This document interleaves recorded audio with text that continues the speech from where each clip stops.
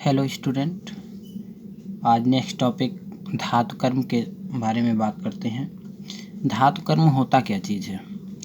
तो जैसे आपको पता है, धातुओं का शोधन किया जाता है। धातुएं जो हमें प्राप्त होती हैं वो पहले से ही शुद्ध अवस्था में नहीं होती हैं।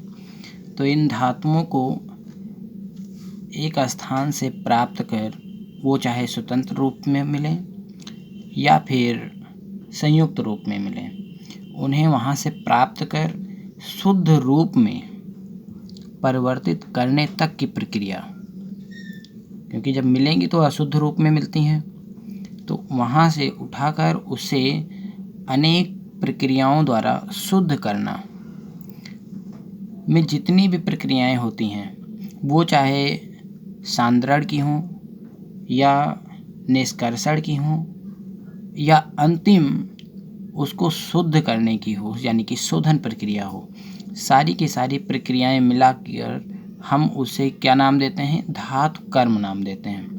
तो धातु कर्म, आपको ये पता चल गया कि धातु कर्म होता क्या है। अशुद्ध धातुओं को शुद्ध धातु के रूप में प्राप्त करने में जो भी प्रक्रम हमें करना पड़ता है, जो भी प्रक्रियाएं हमें करनी पड़ती हैं, वो सारी की सारी धातु कर्म कहलाती हैं। अब आपको ये पहली लाइन में ये बताया गया, जो धातुएं मिलती हैं वो दो रूपों में हो सकती हैं, या तो मुक्त अवस्था में मिले या फिर संयुक्त अवस्था में।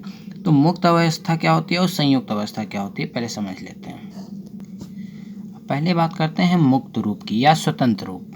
दोनों नाम से जाने जाते हैं, मुक्त रूप में या स्वतंत्र रूप में जो धातुएं होती हैं वो कैसे होती हैं।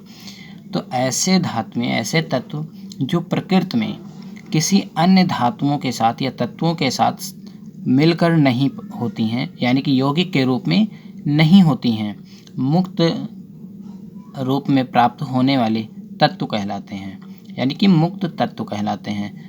अब ये तत्व तभी प्राप्त होंगे जब ये कम क्रियाशील हों, क्योंकि अधिक क्रियाशील होंगे तो दूसरे तत्वों के साथ ये क्रिया कर लेंगे और यौगिक का निर्माण करेंगे।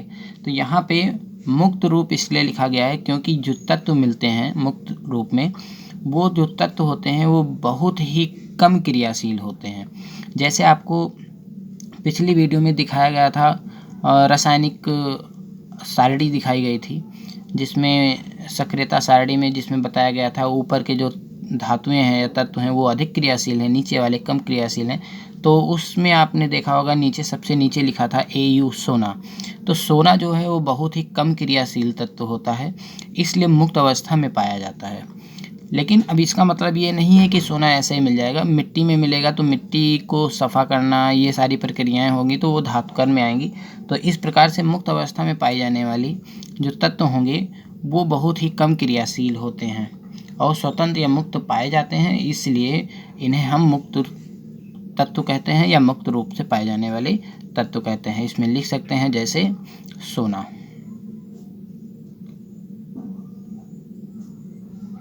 अब बात करते हैं संयुक्त रूप। वह तत्व जो प्रकृति में संयुक्त रूप में पाए जाते हैं, संयुक्त रूप वाले तत्व कहलाते हैं। अब ये जो तत्व होंगे वो अधिक क्रियाशील होंगे।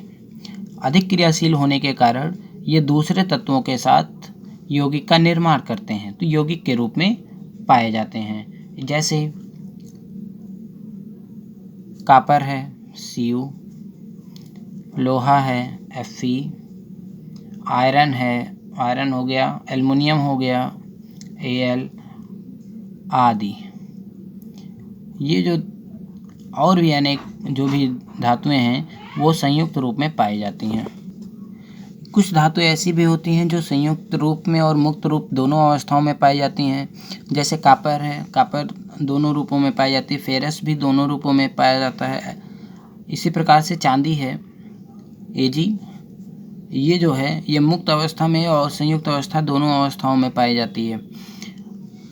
अब यहाँ पे अगर संयुक्त अवस्था में पाई जाएगी तो कॉपर की अगर हम बात करें तो संयुक्त अवस्था में किस रूप में मिलेगी, तो ये अपने अयस्क के रूप में मिलती है। अयस्क का मतलब क्या हुआ, जैसे कॉपर जो है कॉपर पायराइट के रूप में। अब कॉपर के लिए बात करते हैं, Cu के लिए कॉपर पायराइट CuFeS2 के रूप में मिलती है, ये इसका अयस्क है।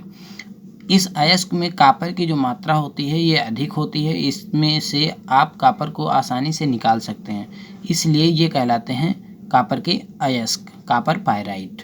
अब बात आती है अयस्क की। अयस्क के साथ साथ आपको एक टॉपिक मिलता है खनिज, तो इन दोनों की बात कर लेते हैं। सबसे पहले बात करते हैं खनिज की।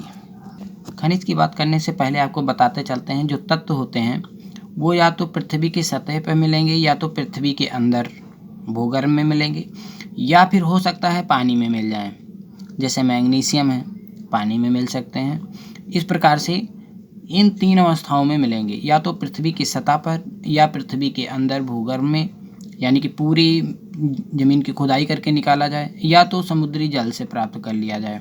तो इस प्रकार से 3 प्रकार से मिलता है। अब बात करते हैं खनिज की।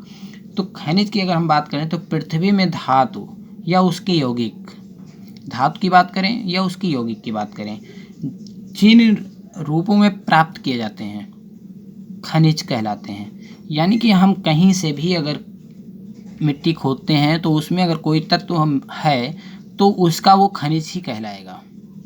क्या कहलाएगा?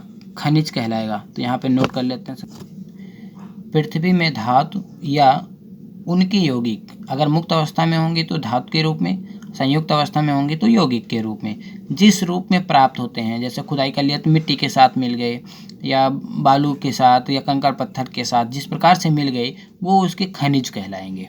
बात करते हैं अयस्क की।